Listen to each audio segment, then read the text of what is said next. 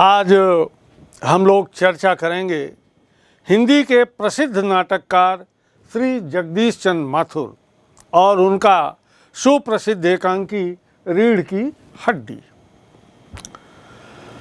श्री जगदीश चंद्र माथुर का जन्म 16 जुलाई सन 1917 को खुर्जा जिला बुलंदशहर उत्तर प्रदेश में हुआ। प्रारंभिक शिक्षा खुर्जा में हुई। उच्च शिक्षा ओइंग क्रिश्चियन कॉलेज इलाहाबाद और प्रयाग विश्वविद्यालय में। सन 1939 में प्रयाग विश्वविद्यालय से अंग्रेजी में माथुर जी ने एमए किया और 1941 में इंडियन सिविल सर्विसेज में आपका चयन हो गया। 6 वर्ष तक बिहार शासन के शिक्षा सचिव रहे। 1955 से 62 तक आकाशवाणी भारत सरकार के महानिदेशक के पद पर आप बने रहे।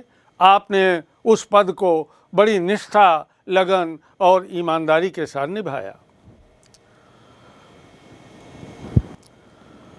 सन 1963 से 1964 तक उत्तर बिहार, जिसे तिरहुत कहा जाता है, में कमिश्नर के पद पर आपने कार्य किया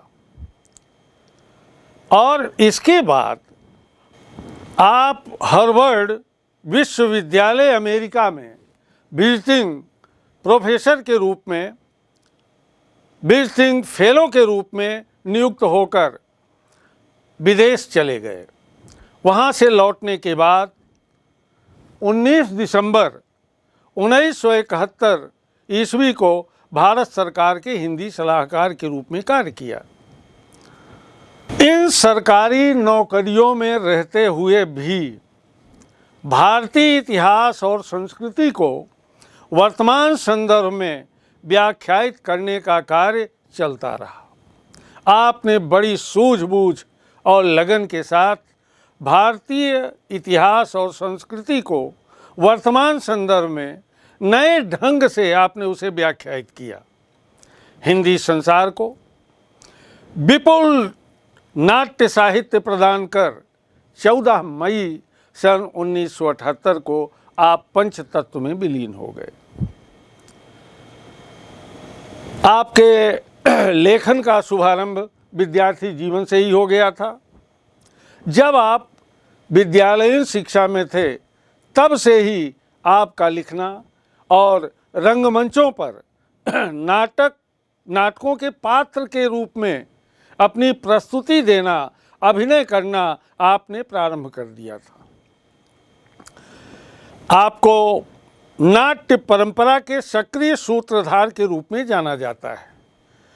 आपकी अनेक नाट्य कृतियाँ हैं। आपने नाटक, उपन्यास, रेखाचित्र और अन्य जो नाट्य से जुड़े हुए सिद्धांत हैं उस पर आपने ग्रंथ भी दिए हैं।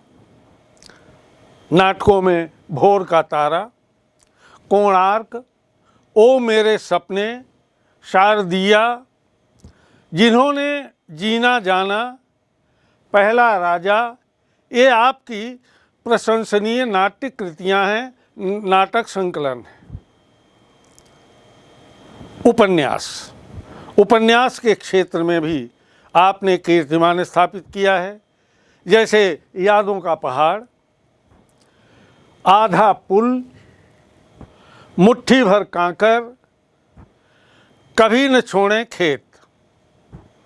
रेखाचित्र में 10 तस्वीरें नाम से आपके रेखाचित्रों का संकलन जो है वह प्रकाशित हुआ है। और अन्य ग्रंथों में जैसे बहुजन संप्रेषण के माध्यम, और दूसरा है परंपराशील नाट्य।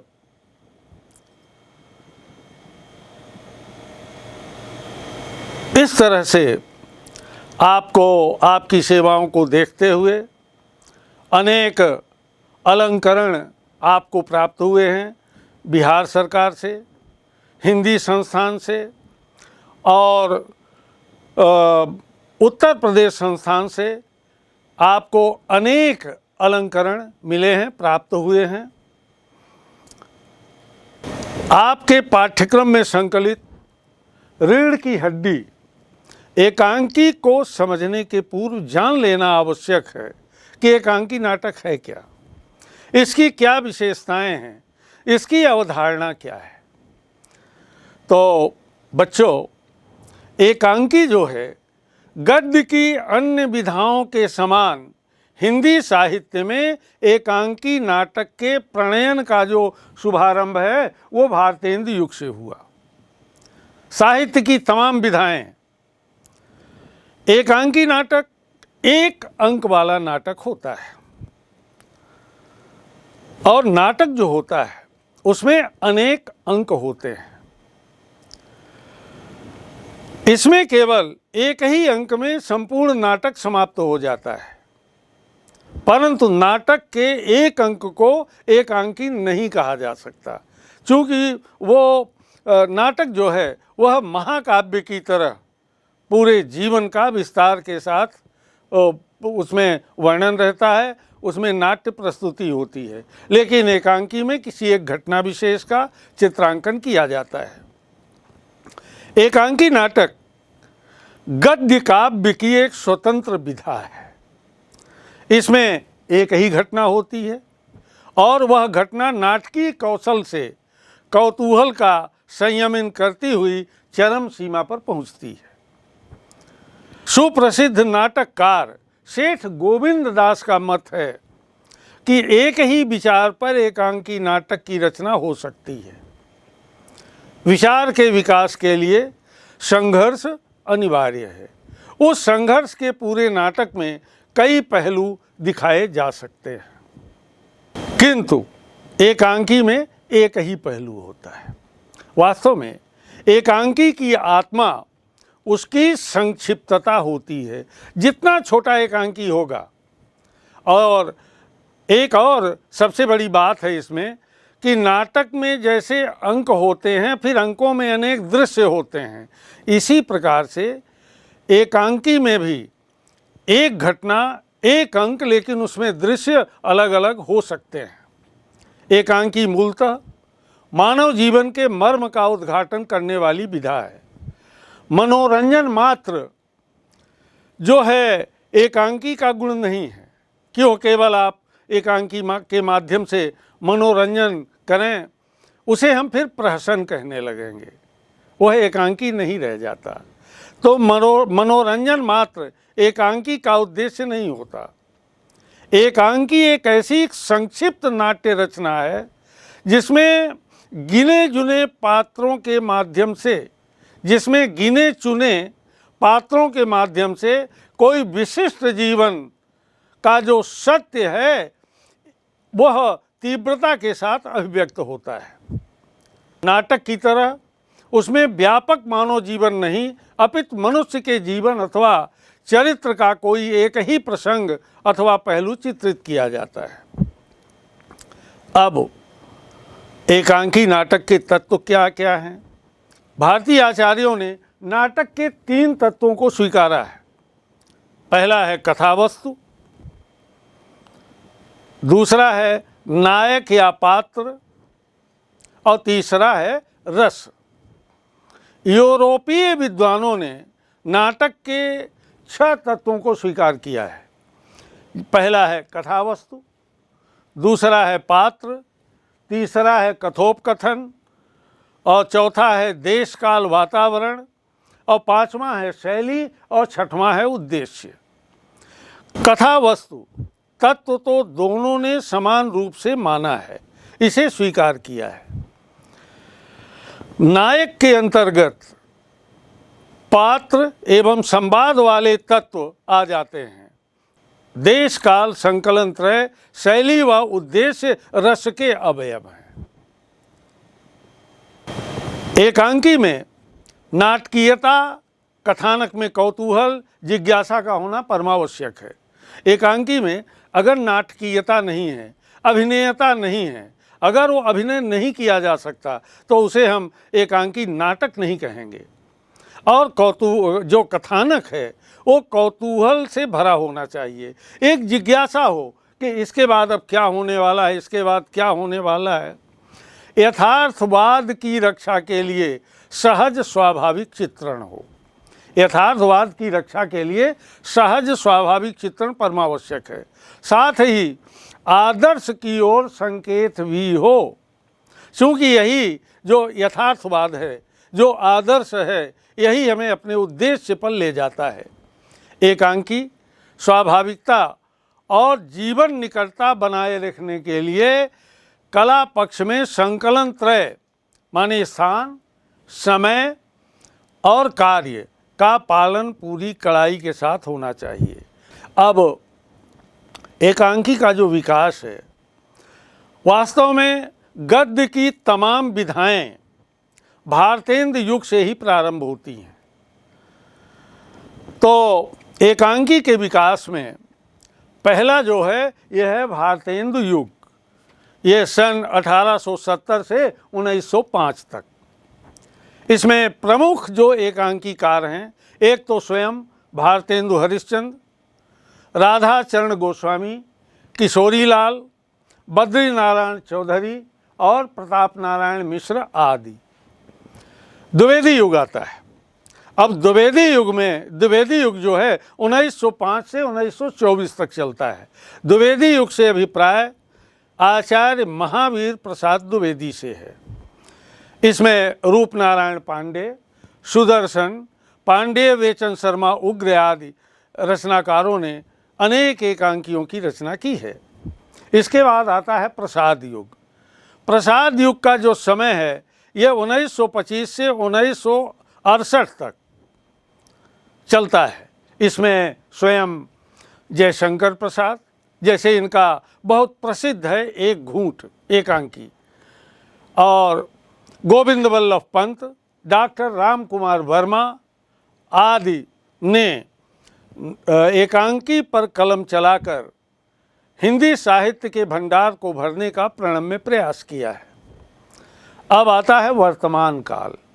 ये 1969 के बाद जितने लेखकों ने एकांकी की रचना की है वे सब वर्तमान काल के अंतर्गत आते हैं। जैसे गिरजा कुमार माथुर, उदय शंकर भट्ट, सेठ गोविंद दास, जगदीश चंद्र माथुर, विष्णु प्रभाकर, उपेन्द्र नाथ अस्क, लक्ष्मी नारायण मिश्र, हरि कृष्ण प्रेमी आदि रचनाकारों ने एकांकी पर कलम चलाई है और बहुत ही सफल एकांकी की सृष्टि की है। और रीढ़ की हड्डी जो एकांकी है वो तत्वों की दृष्टि से बहुत सफल एकांकी नाटक है। रीढ़ की हड्डी एकांकी जो है तत्वों की दृष्टि से बहुत सफल नाटक है, जो एक लड़की के विवाह की सामाजिक समस्या पर आधारित है। अब आइए इसमें हम पात्रों को देख लें।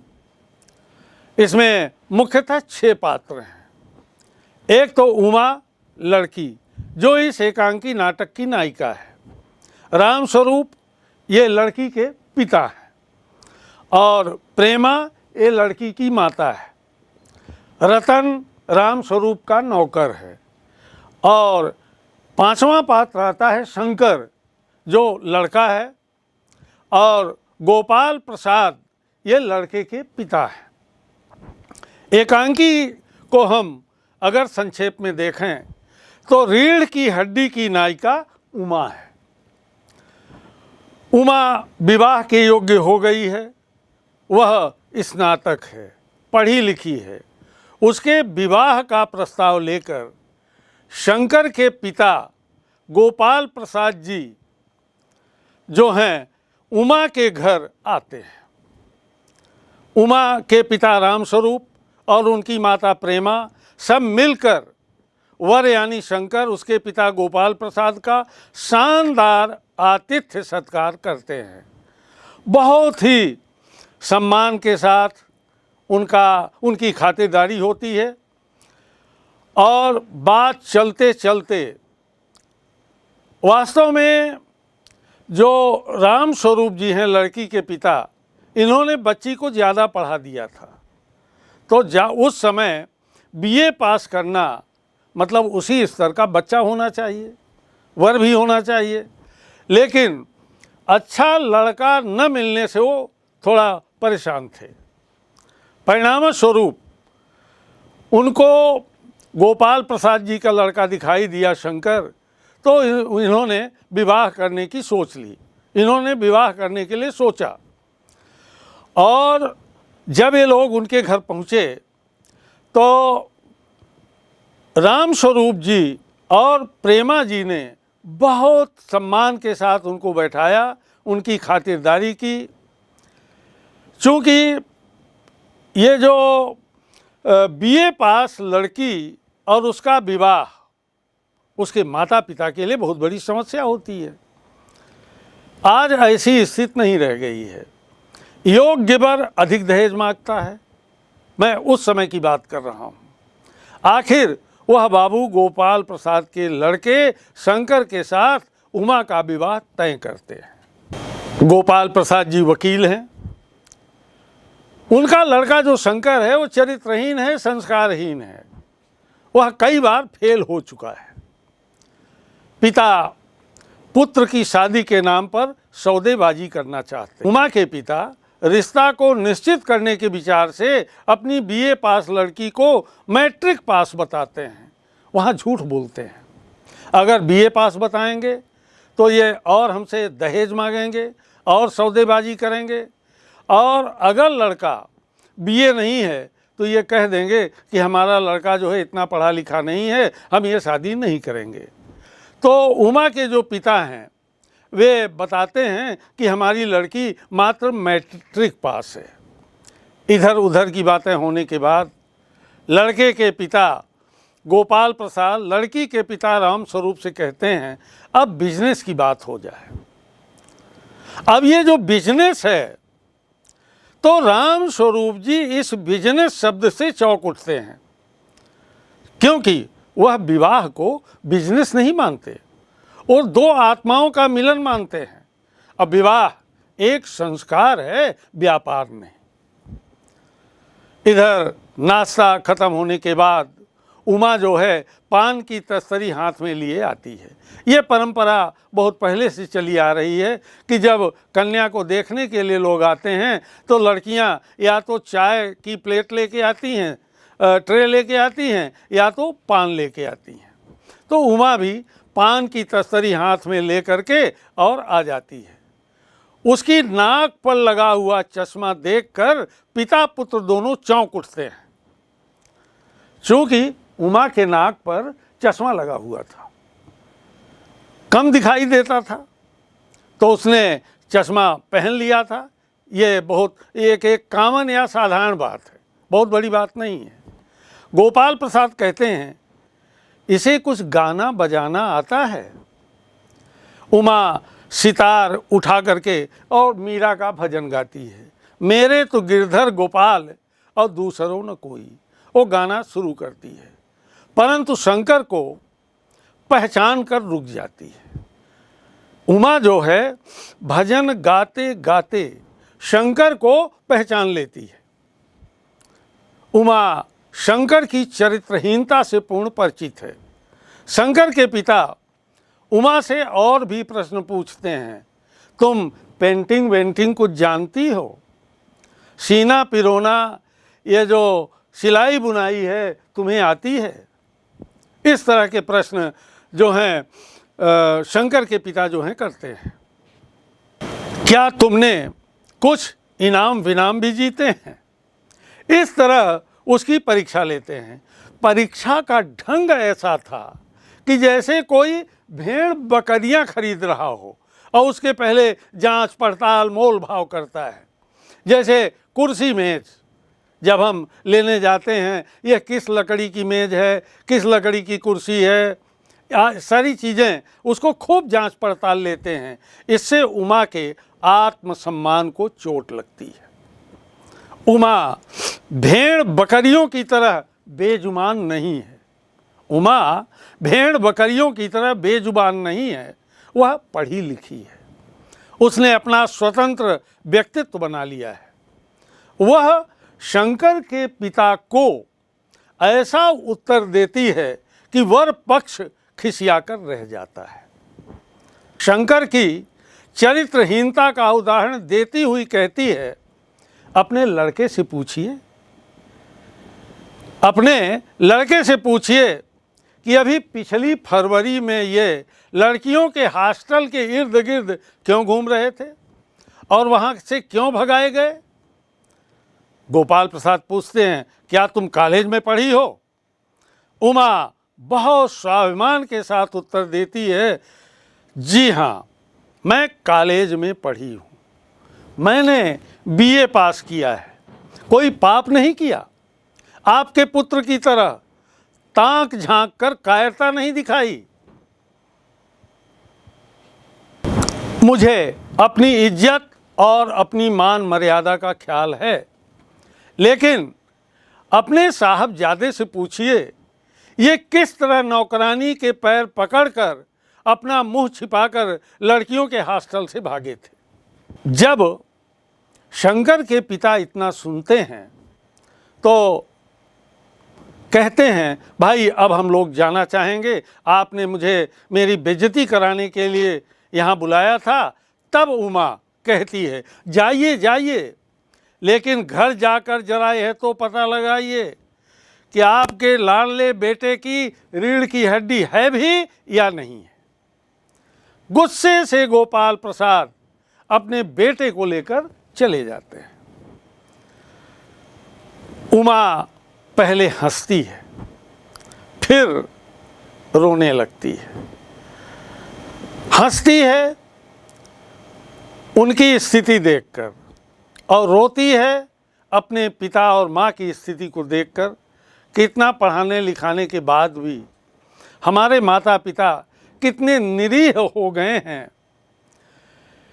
इस प्रकार उमा आज की पढ़ी लिखी लड़कियों का प्रतिनिधित्व करती है, जो विवाह के नाम पर व्यवसाय करते हैं। वर का कोई व्यक्तित्व नहीं, वर का कोई व्यक्तित्व नहीं बन पाया है, वह रीढ़हीन है। शंकर उच्छृंखल है और असंयमी युवक है। ये उसके चरित्र की खूबियां हैं, चरित्र की विशेषताएं हैं कि शंकर किस तरह का है। और शील, सदाचार, संयम, उसकी त्रुटियों को शील, सदाचार और संयम ही जीवन की रीढ़ है, जो शंकर के पास नहीं है। उमा उसकी त्रुटियों को उद्घाटित कर उस परिस्थिति से समझौता नहीं कर पाती। वह एक तरह का विद्रोह करती है। इस विद्रोह का चित्रण करना ही लेखक का प्रतिपाद्य है, लेखक का उद्देश्य है। यह है एकांकी का सारांश। अब प्रश्न ये उठता है कि पुराने जमाने की लड़कियों और उमा के बीच क्या अंतर है। कुछ दशक पूर्व की लड़कियों से उमा अनेक बातों में भिन्न है। यह भिन्नता क्या क्या है? जैसे उमा शिक्षित है, जबकि पहले लड़कियां अधिक पढ़ी लिखी नहीं होती थीं। उमा साहसी है, वह विवाह संबंध के लिए लड़के के पिता द्वारा ली जाने वाली परीक्षा का विरोध करती है, जबकि पहले लड़कियां इस प्रकार के अनुचित व्यवहार को चुपचाप सहन कर लेती थीं। उसका अपना कोई स्वतंत्र व्यक्तित्व नहीं होता था, लेकिन उमा ने अपने को आत्मनिर्भर बना लिया है। वह पढ़ी लिखी है, समझदार है। उमा शंकर जैसे चरित्रहीन युवक से शादी करने से इनकार कर विद्रोह कर देती है, जबकि पहले लड़कियां शादी के मामले में चुप रहती थीं। उमा पढ़ी लिखी भर ही नहीं, संगीत में ही पारंगत नहीं है, कढ़ाई बुनाई में ही पारंगत नहीं है, बल्कि उमा गृह कार्य में दक्ष है, एवं कुशल कलाकार और गायिका भी के जो गुण होते हैं उसमें सब है। पुराने ज़माने में ये चीज़ें बहुत कम देखने को मिलती थी, क्योंकि पहले बच्चियों को लोग गायन वादन की ओर, नर्तन की ओर नहीं ले जाते थे, केवल घर का कार्य कराते थे। अब सवाल ये उठता है, जैसा अभी हमने आपसे चर्चा किया, कि शंकर का चरित्र आपको कैसा लगा।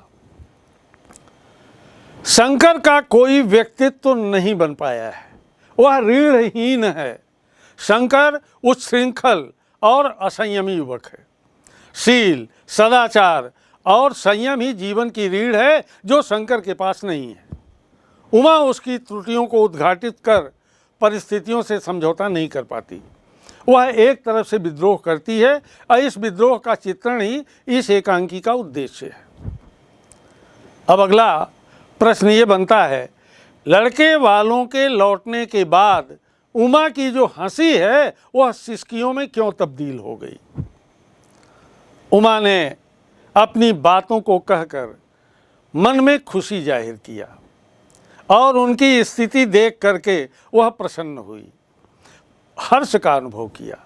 लेकिन गोपाल और उनके बेटे शंकर के घर से चले जाने के बाद उमा की जो हंसी है वह सिसकियों में बदल गई, क्योंकि उसे ऐसे रिश्तेदारों से जो दहेज लोभी और समाज में ऐसा पशुवत व्यवहार करने वाले होते हैं, उन्हें कैसे बर्दाश्त किया जाए। यह बात मन में सोचकर उमा जो है सिसकियाँ लेने लगी, रोने लगी। अगला प्रश्न बनता है, गोपाल प्रसाद द्वारा राम स्वरूप से यह कहा जाना, अच्छा तो साहब फिर बिजनेस की बात की जाए, बिजनेस की बात हो जाए। किस बिजनेस की ओर इशारा किया है? अच्छा तो साहब फिर बिजनेस की बातचीत हो जाए, ऐसा गोपाल प्रसाद ने राम स्वरूप से इसलिए कहा कि शादी हेतु लेन देन की वो बात करना चाहते थे, दहेज की बात करना चाहते थे।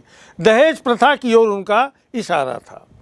वह कहना चाहता था कि उमा के रिश्ते के लिए उनको रिश्ता तभी मंजूर होगा जब राम स्वरूप उन्हें नगदी दें, कुछ रुपया पैसा दें, दहेज दें। यहाँ बिजनेस शब्द का अर्थ सौदेबाजी से है। यहाँ ऐसा लगता है कि उमा का रिश्ता नहीं बल्कि किसी वस्तु की सौदेबाजी की जा रही है। एक प्रश्न और, अब आइए एक प्रश्न के माध्यम से और हम अपनी अवधारणा को स्पष्ट करें। अब मुझे कह लेने दो बाबूजी, ये जो महाशय खरीदार बनकर आए हैं उनसे ज़रा पूछिए कि क्या लड़कियों के दिल नहीं होते? क्या उनको चोट नहीं लगती है? क्या वे बेबस भेड़ बकरियां हैं जिन्हें कसाई अच्छी तरह देखभाल कर? इस वक्तव्य में उमा ने किस प्रवृत्ति पर चोट की है? वक्तव्य के अंत में अधूरे छोड़े गए वाक्य को पूरा करें। तो उमा ने खरीद फरोख्त करने पर व्यंग्य किया है। उसका कहना है, पिताजी मुझे इन लोगों को कह लेने दीजिए, क्योंकि ये भेड़ बकरियों जैसा व्यवहार कर रहे हैं। क्या हम लड़कियों के दिल नहीं होता? क्या हमें चोट नहीं लगती? जिन भेड़ बकरियों को कसाई अच्छी तरह देखभाल कर खरीदते हैं, क्या हम भी वैसा ही हैं जो हमारा सौदा किया जा रहा है? तो इस तरह से आप रीढ़ की हड्डी की अवधारणा से परिचित हो गए और एकांकी क्या है, एकांकी की महत्ता क्या है, एकांकी के तत्व क्या हैं, और रीढ़ की हड्डी जो एकांकी है उन तत्वों के आधार पर सफल है। जगदीश चंद्र माथुर ने रीढ़ की हड्डी के माध्यम से समाज में स्त्रियों के प्रति व्याप्त रूढ़िवादी जो मानसिकता है उस पर प्रहार करते हुए स्त्रियों में शिक्षा से उत्पन्न आत्मविश्वास, साहस और स्वयं निर्णय लेने की क्षमता को व्यक्त किया है। यही रीढ़ की हड्डी एकांकी का प्रतिपाद्य है, यही उद्देश्य है, यही संदेश है।